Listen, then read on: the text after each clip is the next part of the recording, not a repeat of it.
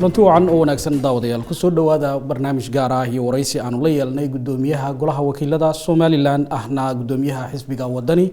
oo haatan dalkan Netherlands socdaal ku soo gaaray gudoomiye Cabdiraxmaan habeen wanaagsan ku soo dhaw barnaamijka Star TV iyo xafiiskooda Holland bawaan salaamaya iyo dhammaan shacbiga daawanayaba socdaalkan aad Netherlands ku soo gaadhay muxuu daarnaa horta safarkaygu safar shaqo ahaa waxaan martiqaad ka helay baarlamaanka Yurub waxaan soo maray xaruntiisa oo ku taala Strasbourg oo 3 maalmood shirar kala duwan kula yeeshay baarlamaanka iyo gudiyadiisa iyo xubnihiisa waxaan kaloo martiqaad ka helay baarlamaanka Holland labada aqalba sanadka iyo aqalka wakiiladaba waxaan kaloo iyaguna martiqaad rasmi ah ama kulan rasmi ah la wasaaradda arrimaha dibadda dalka Holland muddadii aan joogayna waxaan la kulmay jaaliyadda Somaliland ee dalka Holland oo runtii aan aad ugu faraxsanahay inay jaaliyad midaysan samaysteen si wanaagsan bay noo soo dhaweeyeen anagoo warramay iyaguna waa noo warrameen anaguna dalkii waan uga warramay waayihiisa marka waxaan ku hambalyeynaya jaaliyadda reer Somaliland ee dalka Holland inay jaaliyad midaysan oo mid qura samaysteen baan iyagana aad ugu hambalyeynay waatay gudoomiye waa si wanaagsan waxaad nooga warantaa xaaladda guud ee maanta Somaliland waqtigan xaadirka waa sidee xaaladda guud ee Somaliland markaan ka soo maqnaa wadankii 4 wiig oo dhow waxaan kaga imin nabad wax waliba caadi bay u socdeen nabadgelyadu aad bay u fiicnayd asayeesheyntii aan ka soo maqnaa wararku waa farabadnaayeen xisbiga kulmiye oo qabsanayay shirkiisii golaha dhexe khilaaf ba ka soo baxay khilaafkaas oo muddo inuu sii xoogeysanayo anagu guud ahaan iyo xisbi ahaanba xisbiga wadani haddaan nahay waxaan u rajaynaynaa xisbiga kulmiye inuu khilaafkiisa isagu gudihiisa ka dhamaysto shirkooduna nabadgeliyo ugu qabsoomo waxa kale iyadoo waraan lagu farxa ahayn in xukuumadda Somaliland iska casileen in ka badan 10 wasiir waliba waxaad moodaa murankaasi inuu sii jiitamayo aanu demin kulli waxaan ugu baaqaynaa madaxweynahana inuu arintaas xilka isagu saaran yahay gaar ahaan xukuumadda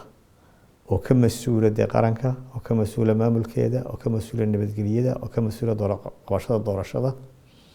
inaan wax dabacsanaan ku iman oo aanay saameyn ku yeelan diiwaangelintii la bilaabayo bishan aynu ku jirno dhamaadkeeda iyo doorashada oo marar badan dib u dhacday inaan wax saameyn ku yeelan baan u rajaynaynaa gudoomiye isqabqabsigan xisbi xaakimka in kulmiye dhibaatadan haysata aad ba looga wada xumiyay haddana runta markaynu ka hadalno xisbigiina oo kale miyaan la oran karin waa fursad oo xisbigii talada hayay markuu yara kufo xisbigiina uu ka faa'iideysan karaa arintaas oo kale walahi anoo kuma faraxsanin waa ka xunnahay waan ku celinayaa kuma faraxsanin waa ka xunnahay waxaan jecelnahay inay khilaafkooda dhamaystaan waana ka xunnahay kuma faraxsanin waa tahay Somaliland dimuqraadiyad ayaa ka jirtay horsocod baa ka jiray dimuqraadiyaddii iyo horsocodkii ka jiray iyo isbedelkii ka jiray marka imika isqabqabsigan yimaado miyaanay arrintan caqabad ku noqonayn oo in dib loo noqdo aanay noqonayn caqabadna way noqon kartaa Somaliland waxa lagu yaqaanay wadan degan oo nabadgelyo oo xukuumaddiisu degan tahay oo khilaafka siyaasiga gaar ahaan xukuumadda gudaheedu aanu jirin ama ku yar yahay marka saameyn bay ku yeelan kartaa shacbiguna waa ku warsan yahay beesha caalamkuna way eegaysaa marka mar labaad waxaan deegaanka madaxweynaha xilka ugu weyn saaran yahay saasaan xisbiga wadani maanta hadii doorashada soo socota aad ku guuleystaan waxyaabaha ugu waaweyn ee idin qorshaysan ee aad Somaliland ka qabanaysan waa maxay Somaliland shaqaalaheeda marka la soo ururiyo adduunka saddexaad dawooyin badan baa lagu eegay marka dawada ugu wanaagsan waa maamul wanaag haday dhaqaale tahay haday siyaasad tahay haday horumar tahay intaba miisaanka ugu weyn ee imika adduunku eegaya waxa weeye sida loo maamulo wadamo badan oo kheyraad badan laba jira oo laakiin haddana dadkoodu gaajoonayo Nigeria ka mid tahay waxa laga yaabaa wadanka labaad ama wadanka saddexaad ee shidaalka badan inay tahay haddana dadkii kuyubay ugu jiraan shidaalkii maaha un resource aad haysato uun laakiin maamul wanaag wuxuu noqon doonaa annaga priority noo noqon doonaa horumarka dhaqaaluhu cudurrada badan kale ama shaqo la'aanta ha noqoto ama waxaasoo dhammaan waxay kusoo ururayaan dhaqaalaha in la hagaajiyo wadamadan aan la kulmay wasaaradda arrimaha dibadda ugu dambeysay maanta waxaan kala hadlayay sidii dhaqaale loo kobcin lahaa sidii shaqo loo abuuri lahaa waayo tahriibtan laftigeedu Yurub waxyaaban kala hadlay bay kamid tahay marka dadku halka yimaadaan kharash badan ba kaga baxa waxaan ku waxay idin jabay halka ku ilaalisaan dadka oo shaqo u abuurtaan oo kaalmooyin siisaan waxyaabaha kale imika Soomaaliland hor taagan ama shaqo la'aan ha noqoto ama dhaqaale xumo ha noqoto waxa kamid ah ictiraaf la'aanta waanu ka wada hadalnay in badan waa ka doodnay in badan nima maanta weydiiyay maxaa ku diidantiin in Soomaaliya dib ula midoodaan baarlamaanka Holland waxaan ku yiri idinku mar labaad ma la midoobaysan Belgium marka waxay la tahay waxaan u baahanahay arrinta ictiraafkan inaynu sii wadno oo waxay nagaga xidhan ictiraafka jacayl laakiin waxay nagaga xidhan wax walba haday iskaashi tahay haday dhaqaale tahay haday financial institutions ka caalamka tahay wixii oo dhan waxay nagaga xidhan yihiin ictiraafkaas waatahay gudoomiye waxaan eegay barnaamijka website-kiina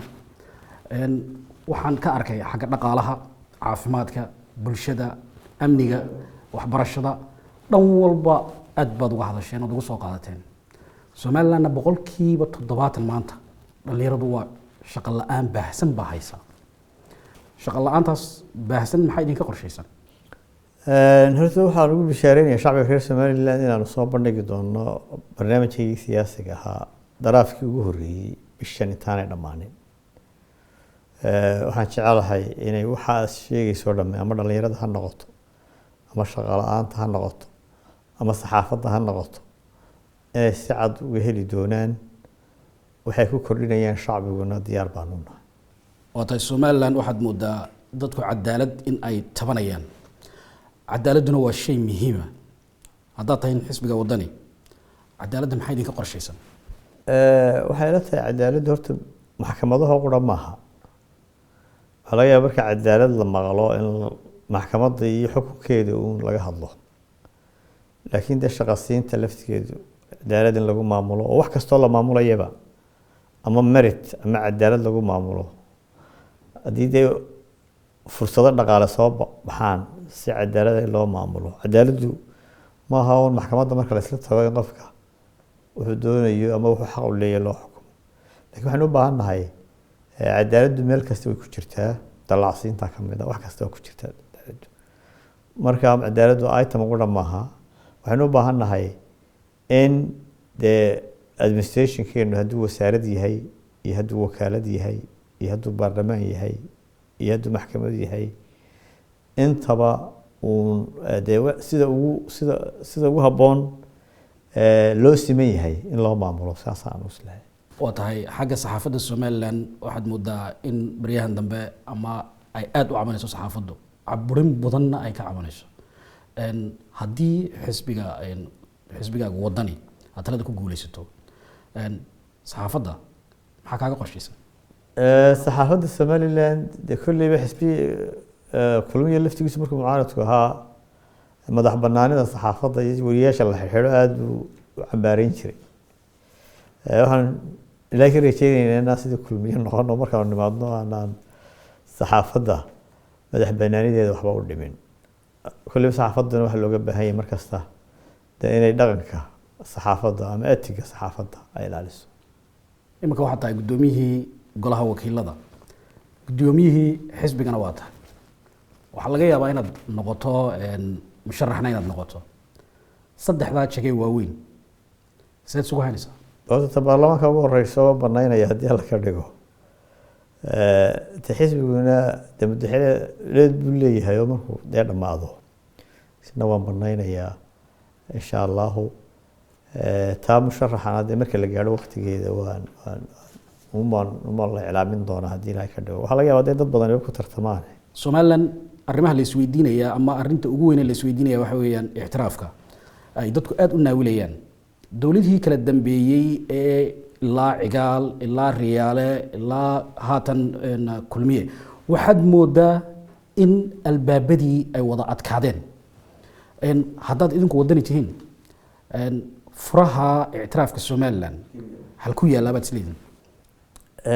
horta waxaan is leeyahay dowladaha kala dambeeyey mid waliba wax buu qabtay oo inuu qabtay inana way dhiman tahay waxaan is leeyahay albaabada dhammaantood horta in la garaaco waa loo baahan yahay oo cid kastaa saameyn bay leedahay hadday European yahay iyo hadday Maraykan tahay intuba mararka qaarkoodna markii dee wax la iska diidayo in wax laga qabto meelo kale lagu riixaa waxaad moodaa hadda Yurub iyo Maraykan inta badan arrintii waxay iskaga riixayaan qaaradda Afrika AU-da iyo wadamada IGAD aynu jaarka nahay waxaa jiray dee fact finding mission ama xaqiiq raadin wafdi ah in AU soo dirtay Somaliland 2005 report bay qoreen laakiin waxaad moodaa Afrikaanku ama AU-du wadamadoodu inaanay mawduuca gooni isu taaga Somaliland iyo wadamada kale dee dad kale laga yaabo shucuub kale iyaguna gooni doonay isu taagan laakiin arrinta aad uma dhiirigelinayaan arrintaasina ma helin dee mudnaantii ahayd in la hor keeno AU-da reportka waa la qoray laakiin waxa uu agyahay reportkaas in la shalaf gareeyo dee meel iska yaallo marka waxay u baahan tahay dowladaha waaweyn laftigoodu qayb bay nagala si dadban bay qayb uga qaadan karaan xitaa dee inay saameyn ku yeeshaan wadamada Afrikaanka laftigoodu dee dowladahan aynu daba socono ama Ingiriis ha noqdo ama Maraykan ha noqdo ama dowladahan Yurub kale ha noqdo laftigoodu influence bay wadamo kale ku leeyihiin oo Afrika kuwa ugu waaweyn ka mid ah marka waxay la tahay mala miftaaxu inuu ku jiro kuwa Afrikaankana lala hadlo kuwana si dadban dee indii nolol shaqeyn karta ay saameyntooda iyo miisaankooda ay isticmaalaan mar haddaanu furihii ictiraafku caddayn seed u aragtaa rajada Somaliland markaa ee mustaqbalka anigu rajo badan baa soo gashay runtii markaan imika dee joogay baarlamaanka Yurub ilaa 15 mudane waan la kulmay iyo guddiyo kala duwan waxaad moodaa inay nooga war badan yihiin Somaliland mararka qaarkood markaan dadka u tagno Somaliland may garanaynin 2010 baan baarlamaanka Yurub dadkii aan la kulmay mudanayaasha waqtigaas in badan ma garanayn Somaliland laakiin imika waxaad moodaa wararka hayaan iyo nabadgelyada Somaliland inay in badan imika xog badan ay ka hayaan marka waxay la tahay dadka xogta ka haya ee mas'uuliyiinta ay kordhaan waxa soo dhawaanaya isfahankii iyo xalkii Ilaahay ka dhigo tifiyada dunida waxaanu kala wada soconay isqabqabsigii baarlamaanka Somaliland adiga iyo ku-xigeenkaagii baashe dhacdadaasi marka ay dhacday adiga wax ma kugu reebto dee dhacday un baan u arkaa aniga gudoomiye ku-xigeenkuna 10 sano aan hadda wada shaqeynayni marka waxay la tahay dee sababta waxay carab iyo sidaan bas qaniina dhacday bay ahayd arrintaasna hal baan ka gaadhnay aniga gudoomiye ku-xigeenka iyo golaha guud ahaan waana iska dhamaatay inta aanu joognay wax badan baa dunida ka dhacay oo inta ka waaweyn marka arrintaasi waa arrin dhamaatay hawshuna si fiican bay noogu socotaa aad iyo aad baad mahadsantay gudoomiye waqtigaaga aad siisay waana kaaga mahad celinaa adaa mudan daawadayaal waxaan intaa kusoo koobaynaa barnaamij ama waraysi gaar ah oo la yeelanay gudoomiyaha golaha wakiilada ahna